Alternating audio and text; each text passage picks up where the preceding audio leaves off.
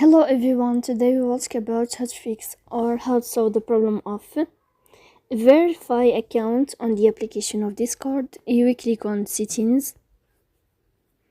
In this page you can click on apps, default apps, app settings. On above you can search about Discord and you will enter. Then you can click on first stop and you can click OK. After that you will enter to the window of storage.